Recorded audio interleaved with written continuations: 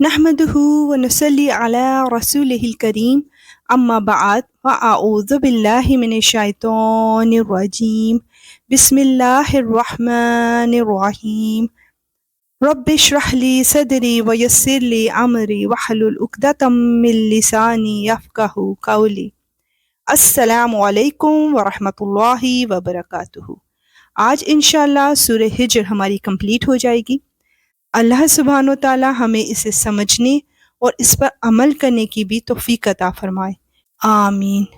سورہ ہجر کی آیت 80 to 84 میں قوم سمود کی تباہی کا منظر بیان کیا جا رہا ہے، اور ہجر کے باشندوں نے بھی پیغمبروں کو جھٹلایا تھا، اور ہم نے ان کو اپنی نشانیاں دیں تو وہ ان سے منہ موڑے رہے، اور وہ پہاڑوں کو تراش تراش کا بے خوف و خطر مکان بنایا کرتے تھے۔ آخر انہیں صبح صبح ایک چنگھاڑ نے آ پکڑا، اور نتیجہ یہ ہوا کہ جس ہنر سے وہ کمائی کرتے تھے وہ ان کے کچھ کام نہ آیا، اور ہم نے آسمانوں اور زمین کو اور ان کے درمیان جو کچھ ہے اس کو کسی برحق مقصد کے بغیر پیدا نہیں کیا، اور قیامت کی گھڑی آ کر رہے گی، لہٰذا اے پیغمبر ان کافروں کے طرز عمل پر خوبصورتی کے ساتھ درگزر سے کام لو۔ یقین رکھو کہ تمہارا رب ہی سب کو پیدا کرنے والا، سب کچھ جاننے والا ہے، اور ہم نے تمہیں 7 ایسی آیتیں دے رکھی ہیں جو بار بار پڑھی جاتی ہیں، اور عظمت والا قرآن عطا کیا ہے۔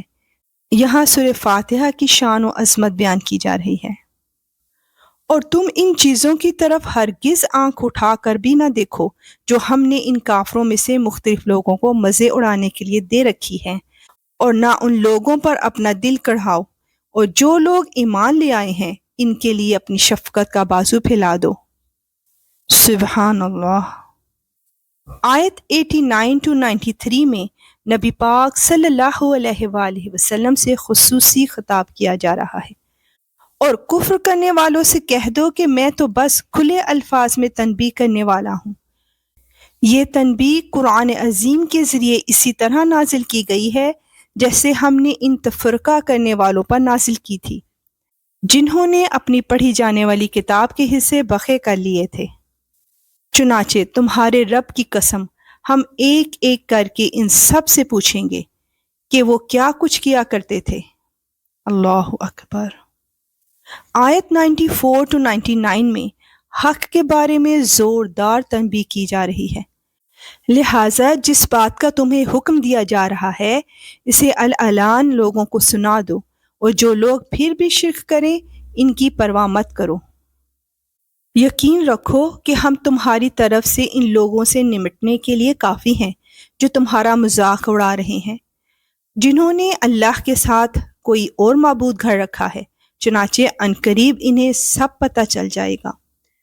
یقیناً ہم جانتے ہیں کہ جو باتیں یہ بناتے ہیں ان سے تمہارا دل تنگ ہوتا ہے، تو اس کا علاج یہ ہے کہ تم اپنے پروردگار کی حمد کے ساتھ اس کی تسبیح کرتے رہو اور سجدہ بجا لانے والوں میں شامل رہو، اور اپنے پروردگار کی عبادت کرتے رہو یہاں تک کہ تم پر وہ چیز آ جائے جس کا آنا یقینی ہے۔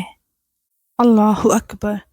یا رب العالمین، قرآن کو سننے، سنانے اور اس پیغام کو آگے پہنچانے میں جو بھی ہم چھوٹی چھوٹی کوششیں کر رہے ہیں، یا رب العالمین اس کو بڑھا چڑھا کے قبول فرما، اور ہم سب کو اس پر عمل کرنے کی بھی توفیق عطا فرما، آمین۔ انشاءاللہ ملیں گے اب نیکسٹ سورہ کے ساتھ، سورہ نحل کے ساتھ۔